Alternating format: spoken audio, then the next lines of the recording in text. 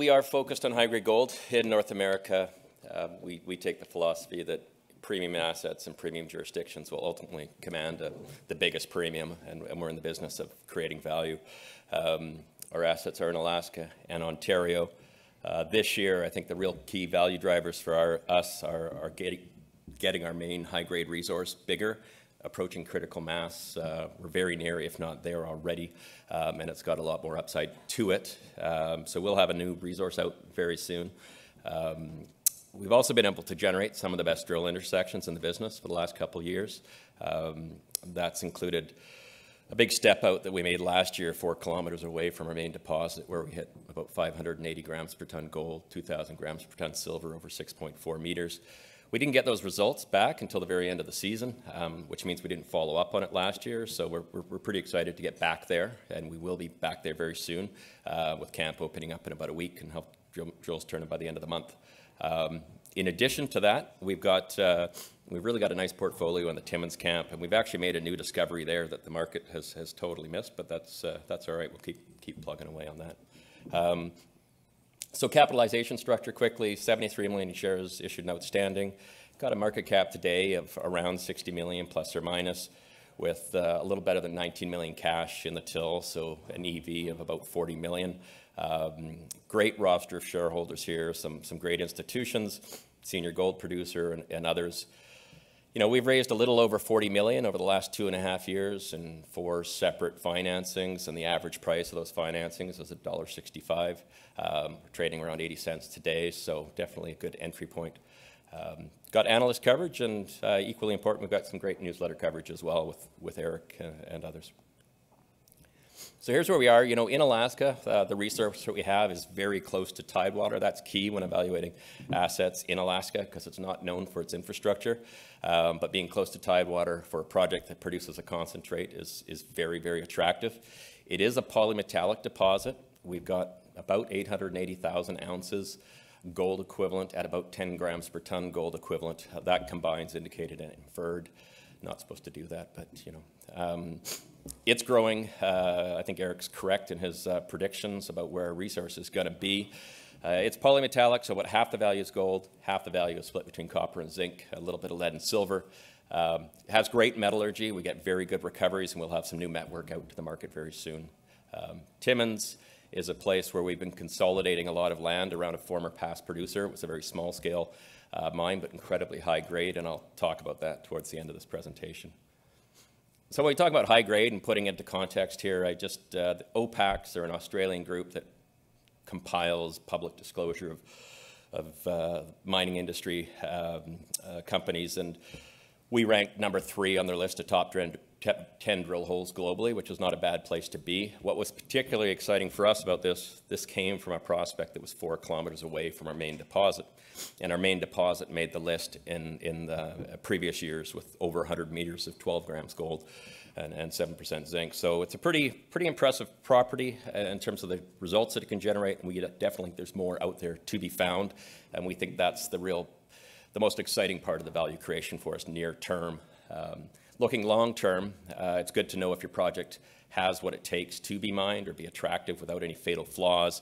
And what really differentiates this project from most other sort of higher grade resources is its thickness. Our main ore deposit sits in the sort of 30 to 40 meters plus true thickness at 10 grams. That leads to potentially very high margin operation, attractive economics. It would be small footprint, underground. We are leasing the land from a native corporation, and that means you've got the indigenous buy-in, social license to develop the project. And having copper and zinc in your asset is actually a pretty good thing from a strategic standpoint, having those strategic energy metals. Our focus is building value with the drill bit. We've been very successful with that, growing the deposit itself as well as making the new discoveries. We're going to be doing more of that this year. We're also advancing a pipeline of other targets on the property. And as we get bigger and as the project grows, we do have to start looking to the future. So concurrent with all of that, we are de-risking, looking at longer lead time, sort of environmental baseline and permitting type considerations. So looking at the resource itself, it's a long section. The grid's a 100 meter grid.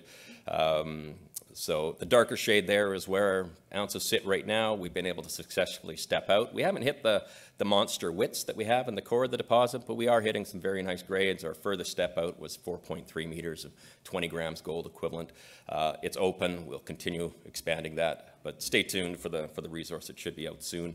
From a mineability standpoint, there's a lot to like here. It's about 15 road miles you'd have to build, a fairly easy road building. It would bring you right to the side of the hill where you could put an underground ramp in and mine from the bottom up. So fairly low upfront capital to advance a project like this.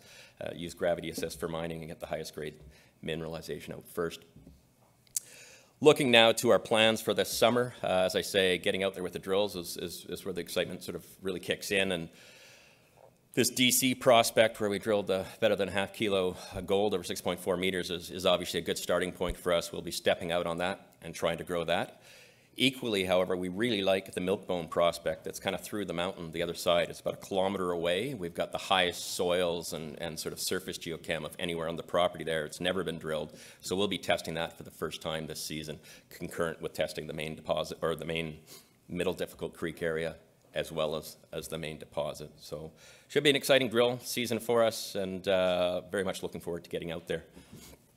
With but we are a two-part story. You know, the main driver of our value has been Johnson in Alaska.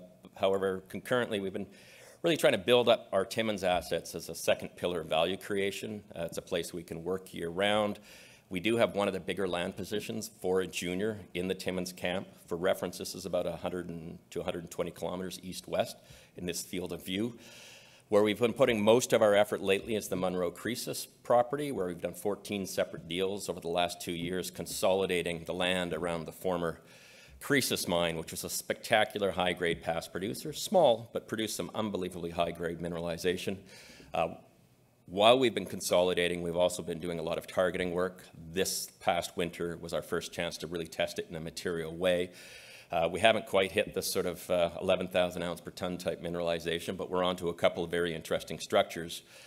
What we have hit, however, though, is some bulk tonnage mineralization, style mineralization, lower grade, but very much in keeping with what we're seeing in our neighbors. And we are surrounded by a lot of gold.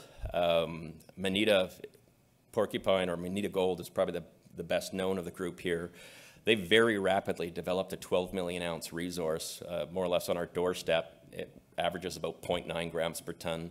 Immediately next door to us is Fen Gib. It's a 2 going on 3 million ounce deposit. That's about 1,500 meters along trend. On the other side is Black Fox. It's one of McEwen's mines. So what we have is geological real estate that's more or less gone unexplored for the last 90 years because it was fragmented owners. It was all staked back in the early 19-teens. We're the first to consolidate it. Now we're getting out drilling it. And lo and behold, we had some bulk tonnage mineralization. You know, after drilling 100 meters of 10 grams, I get less excited about 136 meters of a half gram, but it's still very, very meaningful. We've now got 7 holes into this. They've all hit sort of 50 meter to half gram type intervals with higher grade sub-intervals. It's wide open.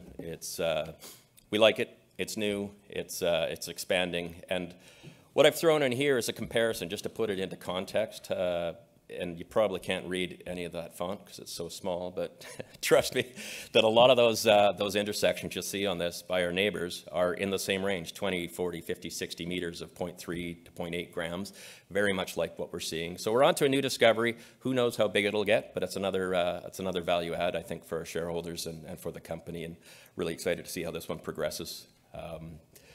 So near term, you know, our catalysts, we'll have some metallurgy out. It's usually not a market driver, but it's a critically important de-risk for the project. We know our metallurgy at Johnson Tract should be good.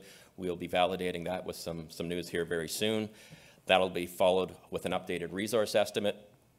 And there's more assays to come in from our Ontario drilling.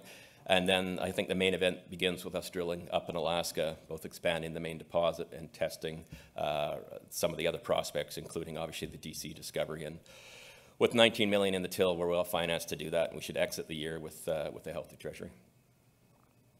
Thanks very much.